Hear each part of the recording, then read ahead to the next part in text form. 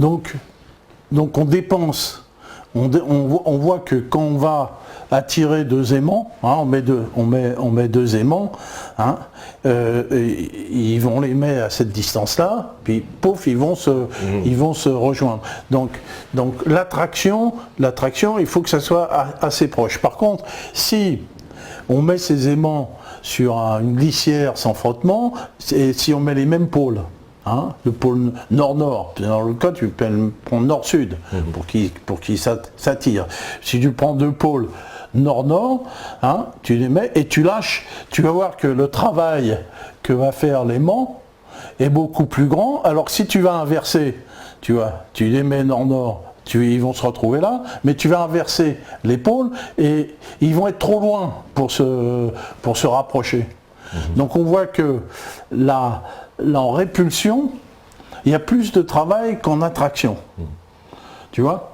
Donc Minato, il a inventé un système qui utilise la répulsion magnétique plutôt que l'attraction. Et donc il a fait mis ces aimants en biais, si tu veux, de telle sorte que si tu veux le travail pour rentrer dans le champ soit inférieur au travail pour en sortir. Bon, donc il a fait, alors Minato, alors il y a deux façons d'utiliser la répulsion magnétique. Soit on l'utilise par des aimants permanents, c'est-à-dire il n'y a plus de réaction électrique, donc il y a le moteur Pain des rêves qui essaye de faire tourner des moteurs simplement par répulsion. Mais ça, c'est extrêmement difficile à faire. Sur Minato, lui, il va couper. Il met des électroaimants et non pas des moteurs, hein, des aimants permanents. Donc il coupe un petit peu le courant quand l'aimant rentre dans le champ, pour qu'il rentre dans le champ, sans effort. Et donc quand ils sont en face comme ça, tac, il met une impulsion, tu vois, juste une impulsion qui va repousser le moteur. Donc il dépense le courant que d'une seule impulsion. Donc il a fait des moteurs qui consomment très très peu, pratiquement 20% d'un moteur normal. Simplement, ces moteurs-là ont des couples relativement faibles. Bon, mais il y a des gens qui se sont dit, bah tiens, avec ce système-là, on va pouvoir coupler ce système-là avec un générateur. Donc on va générer du courant en dépensant très peu. Alors voilà, il y a des gens qui travaillent sur ce qu'on appelle des systèmes surnuméraires. Surnuméraires, c'est-à-dire des systèmes qui vont, on pense, dépenser moins d'énergie que consommer. C'est ça le but. Bon. Alors, un mot, je vais parler aussi un mot sur le HHO. Hein. Alors, le HHO, mais ça, on peut le refaire chez nous, ça, le moteur Minato, avec une éolienne, par exemple. Ah oui, parce que il faut l'énergie de départ, donc il faudrait mettre quoi, d'une éolienne, un truc pour donner... Non. Pour l'énergie de départ, il faut le lancer. Tu mets un petit moteur électrique. Et puis qui s'arrête tout de suite, parce que les moteurs à aimants comme ça, ils marchent en permanence, une fois qu'ils sont lancés. Bon.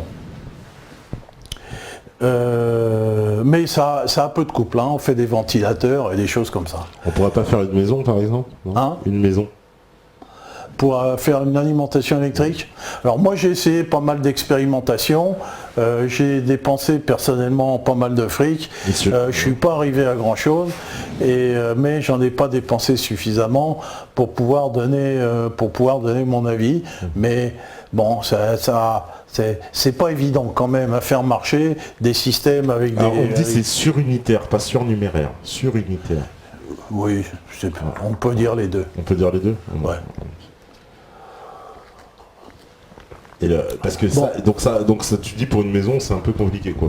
Pour l'instant, il y a rien qui émerge. Alors qu'est-ce qui a émergé dans la réalité? Dans la réalité, il y a le HHO.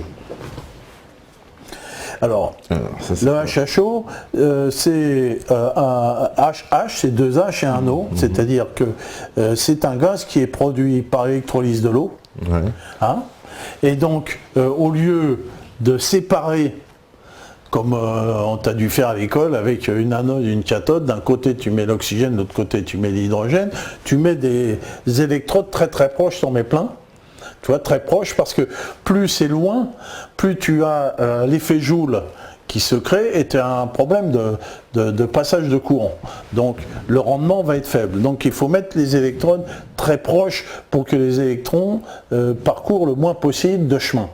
Et donc, mais tu ne peux pas séparer l'hydrogène de l'oxygène. Donc tu sors un gaz qu'on appelle HHO, qui est un mélange d'hydrogène et d'oxygène. Bon. Alors, c'est un mélange hautement instable, donc tu ne peux pas le stocker ni le trimballer très loin. Tu peux le trimballer sur 100 ou 200 mm. Tu vois, hein, parce que la moindre étincelle, ton 2H et ton eau va à nouveau se transformer en eau, et on sait que la 2H plus 1O, c'est la réaction la plus exothermique qui existe en chimie.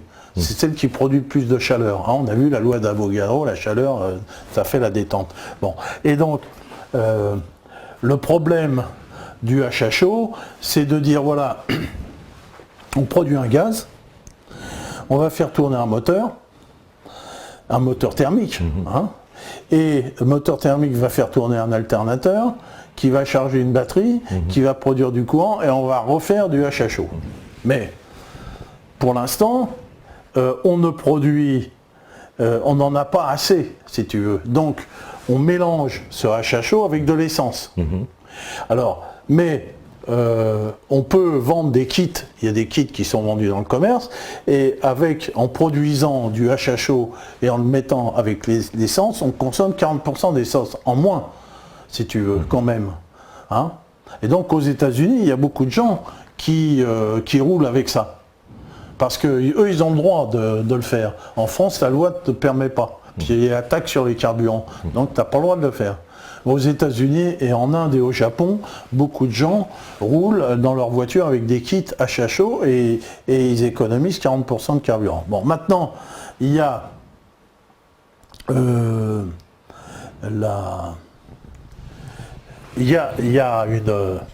combine, hein, qui est faisable, qui est alors je ne sais plus comment il s'appelle, le type qui a fait ça, et qui est mort tout de suite, empoisonné. Si tu veux, la ruse du HHO, c'est de pouvoir produire le plus possible de ce gaz avec le moins possible d'électricité. Donc si tu veux faire ça, il faut qu'il y ait le moins de résistance possible. Donc comment on annule la résistance? Il faut reprendre Tesla avec ce courant alternatif, si tu veux. Tu vas couper le courant, tu vas faire un courant qui va être haché avec une fréquence. Tu vois, parce que la résistance, elle est optimum quand le courant s'établit. Donc tu as une courbe comme ça, donc tu mets le courant, puis au début, tu n'as pas de résistance. Donc il faut un temps pour que le courant s'établisse et que tu aies la résistance. Tu vois, mais si tu mets le courant puis tu coupes tout de suite, si tu veux, la résistance de ton conducteur va être beaucoup moindre. Hein, c'est pour ça qu'on fait ce qu'on appelle des alimentations à découpage. Oui. Hein, au lieu de que ça soit un courant continu, quand tu as besoin de courant continu, par exemple, c'est mon alimentation, ici, c'est une alimentation à découpage. Et donc, on peut gérer cette alimentation de manière à gérer le moment où tu as une appareil électronique, le moment où tu as résistance. C'est pour ça que donc voilà, sortie de sa petite cachette. Donc là, il y a avec ce schéma, là, donc on a un schéma qui permet, le type qui a fait ça, il a pu faire marcher une voiture. Simplement, il est mort. Mais bon, ça vous dit rien. Mais ça vous dit rien. Alors, je vais voir comment. Je sais plus comment il s'appelle ce mec-là. où on a implémenté donc, je vais vous le dire tout de suite, c'est important parce que si tu veux, il a fait marcher sa voiture une journée ou deux. Il a vendu Stanley Meyer, Stanley Meyer, voilà. Il a vendu son brevet à la NASA et 3 jours après, il était mort. Et on n'a jamais vu refaire sa bagnole. Il est parti, il avait un buggy qui a fonctionné complètement au HHO, donc il a pu boucler la boucle.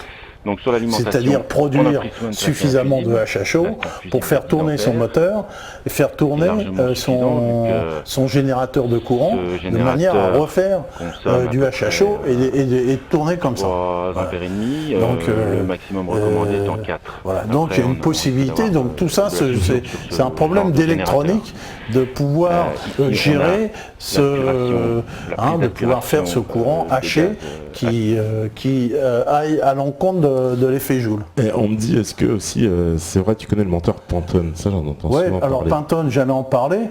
Alors Pantone aussi, si tu veux, aux États-Unis, tous les camions roulent au Pantone. Et en France, beaucoup d'agriculteurs tournent au Pantone. Alors explique c'est quoi, explique le Pantone. Alors le Pantone, c'est pareil, ça permet d'économiser énormément d'énergie. Ça consiste à injecter de la vapeur d'eau dans le piston. Donc on va vaporiser de l'eau avec l'échappement, très chaud, c'est vaporisé, tu vois, et puis on va mélanger ce mélange de cette vapeur d'eau très, très chaude, il faut qu'elle soit le plus chaude possible, avec le mélange explosif. Et donc on s'aperçoit, alors là c'est curieux le Pantone parce que... Alors on dit oui, mais parce que la vapeur d'eau a une des propriétés de détente très importante. Donc dans PV égale NRT, puis, quand tu chauffes, la propriété de la vapeur d'eau est d'avoir un volume plus grand que d'autres gaz. Mais on peut aussi se poser la question si, quand il y a l'étincelle du moteur, du moteur qui va faire exploser l'ensemble, est-ce que la vapeur d'eau, à un moment donné, ne va pas se dissocier en hydrogène et oxygène, parce qu'il y a une température, je ne sais plus combien de degrés, peut-être que les gens le savent, il y a une température où l'eau va se dissocier en hydrogène et oxygène. Tu vois, parce que quand on s'aperçoit avec un moteur Pantone, si tu mets un tissu à l'échappement, tu vois que c'est plus noir.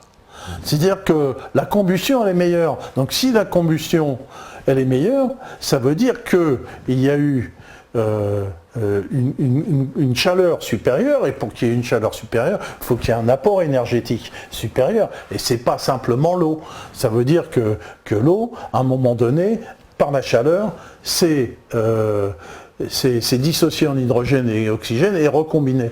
Tu vois ce que je veux dire, Alors c'est pareil, le moteur Pantone, les Pantone, ça marche partout dans le monde. C'est quoi le principe alors ?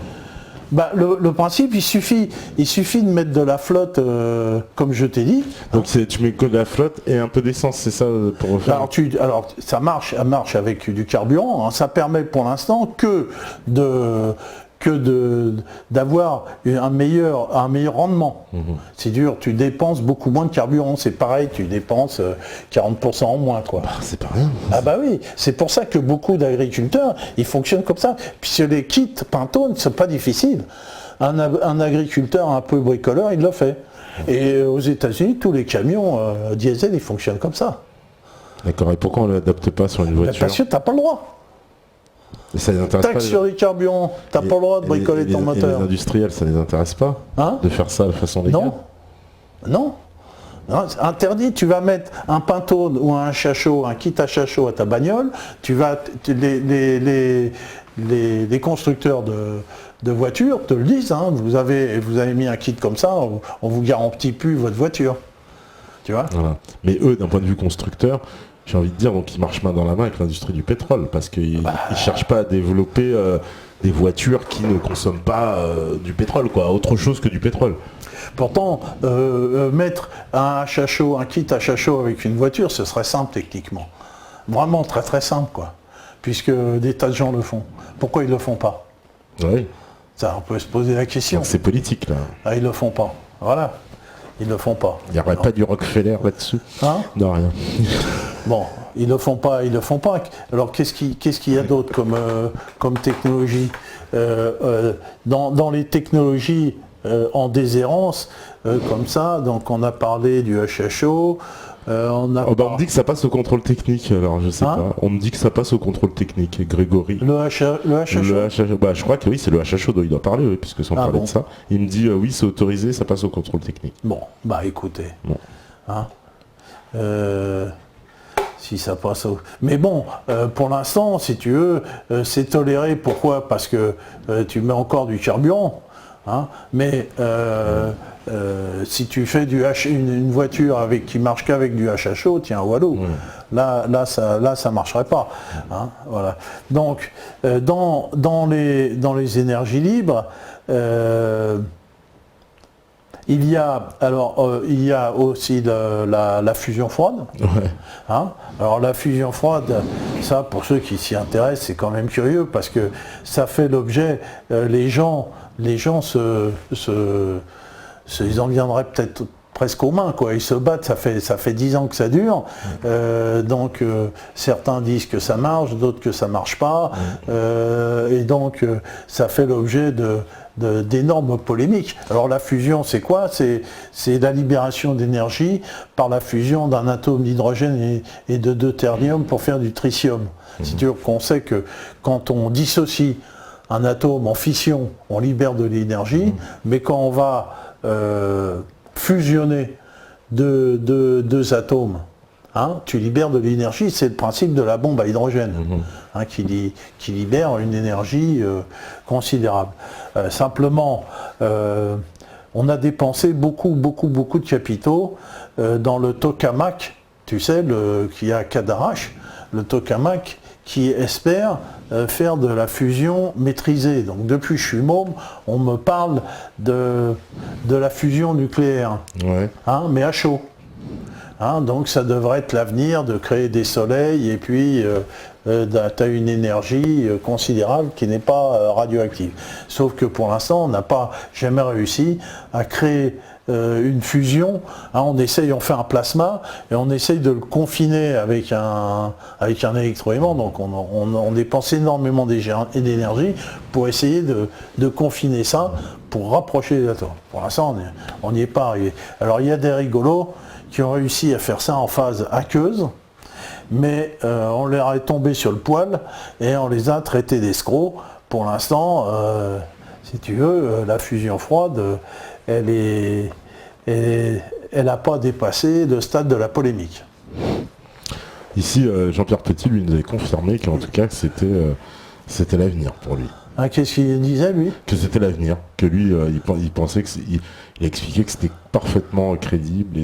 Oui, alors moi j'en ai parlé avec l'ingénieur que j'avais dans ma société dans laquelle je travaille encore, puisque je travaille sur les systèmes d'éclairage public sans énergie. On va mettre ça, mais donc on a trouvé des capitalistes aux Émirats Arabes Unis pour faire ça, mais ça marche avec des photovoltaïques. Mais on a un système qui permet de faire des piles qui durent 10 ans, c'est-à-dire de faire des éclairages qui dépensent aucune énergie avec un système de batterie qui dure 10 ans. Donc, je ne vais pas l'expliquer ici, mais ça on peut faire ça, et on a trouvé des capitaux aux Émirats Arabes Unis pour faire ça, pour faire de l'éclairage public. Bon. Pour dire qu'il n'y a pas que des imbéciles partout. Bon. Maintenant, il y a terminé le film qu'on va montrer, c'est l'effet, comment il s'appelle? Dumas, il l'a passé déjà. Et il a passé? Oui. Alors comment il s'appelle à chaque fois le soir? L'effet Dumas. L'effet Dumas, ouais, il faut que je pense à Roland Dumas. Alors l'effet Dumas. Alors ça c'est nouveau, ça m'a beaucoup interpellé, l'effet Dumas. Donc ça vient d'un effet qui est connu depuis 1948, parce que lui il a utilisé quelque chose qui a été décrit par la science il y a quelque temps, qui s'appelle, je ne sais plus, mais je vais te le dire tout de suite, et que en fait on utilise la résonance. L'utilisation de la résonance, c'est un peu un système d'avenir, l'effet Casimir. L'effet Casimir, ouais. Casimir, l'effet Dumas. Bon. Donc là, c'est pour dire qu'on en est vraiment, d'après moi, on en est aux prémices des sciences. Parce que bon, on a vu que dans la technologie courante, on utilise l'électricité et le moteur à explosion. Donc, et ça fait 150 ans que ça dure. Tu vois, et depuis, on n'a pas trop inventé grand-chose. On a inventé le laser dans les années 62. Le laser qui sert à quelques trucs, mais enfin, ça nous a pas bouleversé la vie. Si ça a permis à faire des CD-ROM. Voilà. Et la résonance, c'est quelque chose qui est extrêmement intéressant en énergie. Donc tout le monde a entendu parler de ces soldats qui marchent au pas sur un pont et que la fréquence du pas est similaire à la fréquence d'oscillation du pont, que finalement le pont s'écroule. Donc on sait que quand il y a une oscillation, quand on va mettre une petite énergie au moment où on est à l'oscillation basse, on va amener à descendre, et quand on en remet une autre, quand on va pouvoir amplifier l'oscillation par résonance. Donc là, l'effet Dumas, en fait, permet de produire de la vapeur. Ça produit de la vapeur. Donc tout le monde, ça a été démontré, tout le monde l'a vu, c'est pas une charlatanerie, ça a été inspecté par des tas de témoins et donc c'est tout à fait réel. Donc il crée de la vapeur en mettant 2 électrodes dans l'eau. Donc il a une électrode en boule et puis une autre électrode qui est en demi-sphère. Mais en fait, ça équivaut à faire passer un courant alternatif entre 2 électrodes qui sont proches d'une distance particulière, et qui se trouve que c'est le nombre d'or d'ailleurs, cette distance. Là, ça c'est le nombre du hasard. Voilà. Et donc c'est une distance particulière qui fait que on amène une résonance, on fait vibrer l'eau, donc on amène une résonance dans l'eau, c'est-à-dire qu'on fait passer un courant électrique alternatif, et donc les électrons, ils se baladent, et donc on peut changer la fréquence en faisant rapprocher ou éloigner les électrons. Donc il y a une fréquence bien particulière, une fréquence de résonance, et donc à partir de ce moment-là, on voit que de l'eau froide s'élève de la vapeur. S'élève de la vapeur. Donc la surface de l'eau se transforme en vapeur. Donc cette vapeur est forcément à au-dessus de 100 degrés. Tu as l'eau bout à 100 degrés. Donc on peut récupérer cette vapeur et cette température pour chauffer, alors qu'on ne dépense quasiment pas d'énergie, puisque là, on fait pas, le courant il passe pas. Donc si le courant il allait au bout, il passait. Donc si on mettait les électrodes plus loin, le courant passerait, on dépenserait de l'énergie. Mais là, le courant ne passe pas, et donc on dépense quasiment pas d'énergie, donc il n'y a pas de résistance, et donc sans énergie, ou très peu d'énergie, on produit de la vapeur. Donc les études ont été faites pour montrer qu'on produit plus d'énergie calorique qu'on a dépensé d'énergie électrique, donc on n'est plus dans la loi de la conservation de l'énergie dans ce système-là. Voilà. Bon. Et ça, on pourrait dire, imaginer une application à grande échelle. Ah oui, parce qu'à partir du moment où tu as de la vapeur d'eau, tu as de l'énergie. Hein. Voilà, donc on pourrait imaginer des chauffages urbains, des voitures, etc. Des voitures, des choses comme ça, et on en est qu'à ses débuts. Mais moi je suis personnellement convaincu que on devrait pouvoir récupérer de l'énergie, comme voulait Tesla, hein, de l'énergie électrique qu'il y a dans la nature, parce qu'il y a des quantités d'énergie considérables, comme le disait Nikola Tesla, et que la Terre est un immense aimant, donc on a des champs magnétiques extrêmement importants sur Terre, et on sait que quand on fait bouger un champ magnétique devant un conducteur, on crée du courant.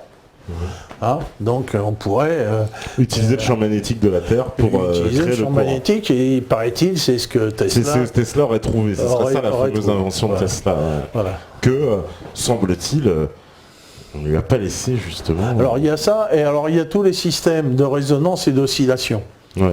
Hein, donc on peut penser faire osciller en permanence un courant dans un oscillateur. Donc il y a des recherches qui sont là-dessus.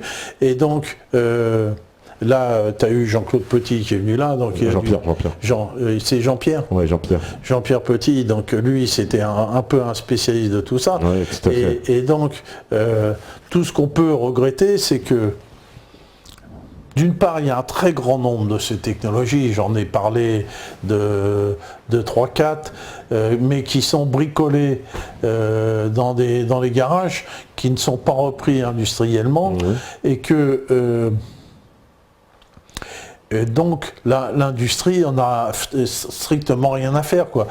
Il y aurait la même chose à la fin du 19e siècle, mais on aurait déjà des tas de produits supplémentaires, et que ça ferait longtemps qu'on ne brûlerait plus de pétrole. Moi, mais est-ce que c'est pas justement lié, c'est ça que je veux dire, c'est tout ça est politique finalement. Bah bien sûr. Parce que est-ce qu'ils ont l'industrie même, est-ce qu'elle a intérêt à nous donner, nous tous, de l'énergie gratuite et faire en sorte qu'on soit... Parce que l'énergie, c'est la base de tout. Donc, si on a de l'énergie gratuite, quelque part, on n'a plus de dépendance vis-à-vis du système. Très peu. T'es plus le roi des cons. Très peu. Il ne reste plus grand-chose de dépendance. Si on a de l'énergie partout gratuite, je peux vivre dans la maison tranquille. T'as plus qu'à leur faire une quenelle. Hein. Ouais. Je vais faire mon jardin avec mon énergie, en plus ça tombe bien, je pourrais l'éclairer, enfin c'est d'un coup il y a une espèce d'indépendance, donc ils ont intérêt à ne pas nous donner une énergie, j'ai envie de dire, gratuite, libre, accessible. Parce que Tesla, semble-t-il, c'était son rêve, fabuleux, de donner l'énergie à tout le monde, accès...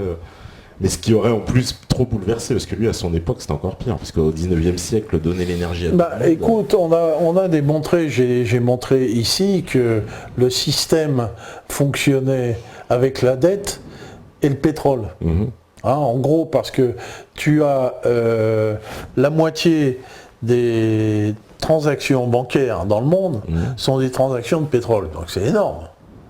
La moitié de ce qui est acheté et vendu sur Terre, c'est du pétrole. Bon, et que ce pétrole est payé en dollars, hein, et que donc c'est le pétrodollar, tu supprimes le pétrole, tu supprimes un pays, quoi, qui s'appelle les USA. C'est-à-dire qu'il est mort. Il est mort de chez mort. Donc on comprend bien que, ayant le pouvoir absolu sur le monde, il serait tout à fait désenchanté qu'on n'utilise plus le pétrole. Hein, voilà. Et donc tout ça, c'est parfaitement compréhensif qu'il y ait des freins par rapport à l'utilisation des énergies libres, parce que en plus, je ne sais pas si les gens ont le droit, selon la loi, de produire leur énergie en France. Je ne crois pas que ça soit permis. Non, je crois que c'est interdit même. Puisque même pour le pétrole, tu n'as pas le droit de... Il y avait des agriculteurs qui avaient fait de l'éthanol chez eux. Alors bon, il y a d'autres techniques. Hein. Moi j'ai essayé le rotoverteur. Rotoverteur, c'est de faire fonctionner un moteur triphasé sur une phase, et de faire tourner un autre moteur identique mais en alternateur, hein, en tête à tête comme ça. Hein. Donc tu as un moteur triphasé, tu le fais tourner seulement sur une phase, et l'autre moteur, tu l'entraînes. Alors il y en a qui ont réussi à faire du surnuméraire avec ça, c'est-à-dire à produire plus de courant sur le moteur qui est en génératrice par rapport au moteur, mais ce moteur d'entraînement, si il tourne toujours à la même vitesse, hein. Il a un couple relativement faible. Bon. Mais moi j'ai essayé de faire ça. J'y suis pas arrivé. J'ai essayé de suivre les techniques qu'il y a sur internet, j'y suis pas arrivé. J'ai dépensé du pognon, j'y suis pas arrivé. Voilà. J'ai essayé avec les aimants, j'y suis pas arrivé non plus. Donc j'ai dépensé du temps et de l'argent avec ça. Voilà. Mais tout ça, ça veut pas dire que ça fonctionne pas. Mais il y a quand même des gens qui ont fait des escroqueries aussi là-dessus. Avec le moteur Penderev, il y a des gens qui ont inventé un moteur qui marche qu'avec des éléments permanents et que en fait il s'est avéré que c'était une escroquerie, quoi. Voilà, donc mais personnellement, pour conclure, je suis convaincu qu'on peut utiliser à bon escient des moteurs type Minato, mais en leur envoyant des impulsions simplement à un moment extrêmement précis, choisi, que tu peux choisir avec un codeur optique. Si tu veux, avec les technologies actuelles, tu peux lui envoyer l'impulsion la plus brève possible et la plus puissante, de telle sorte à rejeter, si tu veux, le plus loin possible ton aimant. Ça, on doit pouvoir faire ça. Et mais il faudrait de la recherche. Et il faudrait qu'il y ait des instituts de technologie. Tu sais, justement, ils ont des propositions. Par exemple, ils me disent: que pensez-vous d'une société démocratique où les projets technologiques et la direction industrielle sont choisis directement par le peuple avec un financement participatif à grande échelle? On se passe du système bancaire tel qu'il existe actuellement. C'est-à-dire que les gens voudraient aussi, tu vois, se mêler de la direction industrielle pour que la technologie aille dans le sens du bien-être et pas du profit. C'est une question de démocratie, ça c'est clair. Hein. C'est clair. Ouais. C'est clair, ça veut dire aussi que là, il y a des limites au système capitaliste, c'est qu'on est arrivé à la limite des capacités de cette société et que celle-ci n'est plus capable de développer ce qu'on appelait au PCF dans le temps les forces productives. Elle n'est plus capable, si tu veux. Alors, par contre, on me dit qu'il faut que tu arrêtes d'utiliser le mot Shintok parce qu'il y a des gens qui se sentent blessés de la communauté asiatique qui nous regardent. Comment ? Il y a des gens qui se sentent blessés Pourquoi ? Parce que tu dis Shintok tout le temps au lieu de dire chinois. Ah bon ? Oui. Ils nous l'écrivent, mais c'est vrai, en plus il y a de la communauté asiatique qui nous regarde et... Raciste. Ben non, je connais bien la Chine. Non, mais il me le faut remarquer sur le chat, c'est pour ça. Et je sais qu'il y a des gens de la communauté asiatique, c'est pour ça qu'il dit: je n'interviens pas beaucoup, mais j'ai beaucoup de respect pour Monsieur Benajam, mais pourrait-il arrêter de dire Shintok quand il parle de la communauté asiatique? D'accord, on va arrêter de dire Shintok. Voilà. Ok. Donc, oui, en tout cas... Et pour conclure, tu penses qu'on va y arriver à changer un jour? C'est-à-dire qu'en fait, le changement énergétique, il passera par le changement politique. Exactement. Ouais, voilà. Je vois pas comment on peut faire autrement. Voilà. Je vois pas comment on peut faire autrement. Là, on a vu que l'impérialisme est monté d'un cran, met le monde à feu et à sang.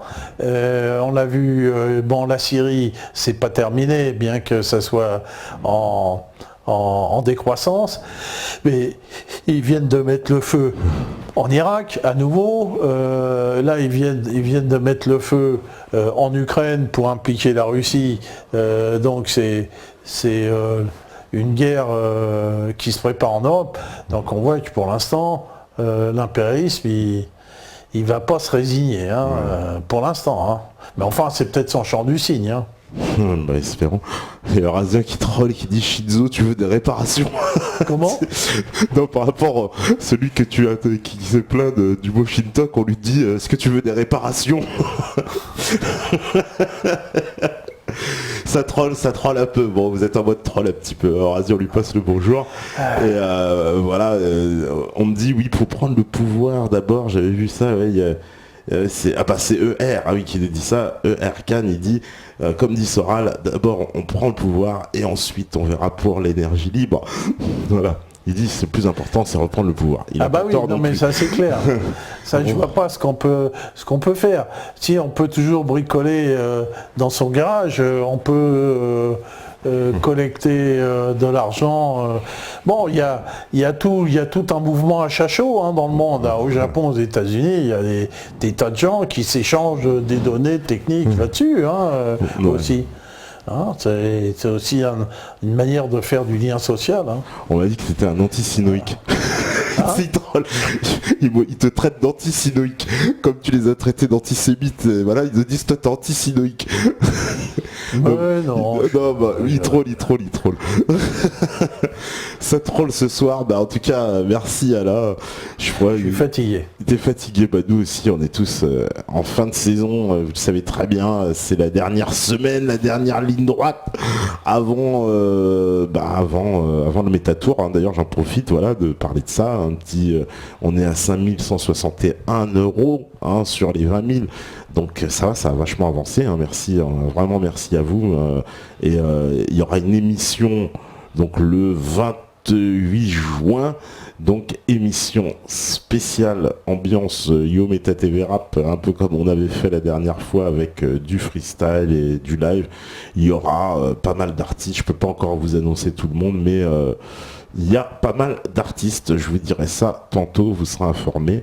Et voilà, en tout cas pour le Métatour, n'oubliez pas, si vous avez des suggestions, des endroits pour nous héberger, n'hésitez pas à nous contacter encore, toujours sur la page, via la page Méta TV Métatour. Voilà, donc la page sur le site. Et encore un merci à tous ceux qui nous ont donné des dons pour réaliser ce projet. Alors voilà. Je fais un bonjour à l'Ukraine parce que je sais qu'on nous regarde de Kharkov. On nous regarde de Kharkov. On leur passe un gros bonjour aux Ukrainiens. Ils parlent français. Ils parlent français, vaut mieux parce que pour regarder Méta TV c'est mieux. En tout cas, on vous passe le bonjour à Kharkov en Ukraine et courage et soutien de la France. Bon courage, faut en avoir. Ouais. Et voilà, grand bonjour à tous ceux sur le chat, là, Erwan, Tibillet, Matt Kimat, Samwang, Erani, Faye Libertad, Erkan, Amin El Garbi, Tanel, Franche de Brie, Sismic, Eric Satie, Huile de Castor, François Terrien, Scorpion, Samwang, Kadouri Zahir, Alex B, Raf 54, Jap Quenel, Grégory Baptiste, moi. Voilà, j'ai vu qu'il y avait RNMI aussi qui traînait quelque part. Voilà, il doit y avoir le docteur Mengele, certainement pas loin. Voilà, Eurasien, Tanel, Nikos, Triple, etc.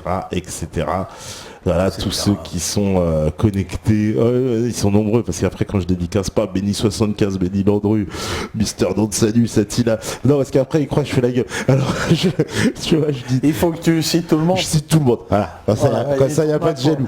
On a pour 2 heures. Je vais pour 2 heures, 3 heures pour citer juste les gens sur le chat. En tout cas, big up à vous, grosse dédicace à tous ceux qui nous regardent. Big up à Stéphane à la régie en mode. Et puis on se retrouve demain, je crois que c'est avec Patrice Gaillard pour les assemblées citoyennes. Donc vous voyez, on va encore parler politique, ça va débattre. De toute façon, vous savez très bien que si vous écoutez ce message, c'est que vous êtes la résistance. À demain, ciao.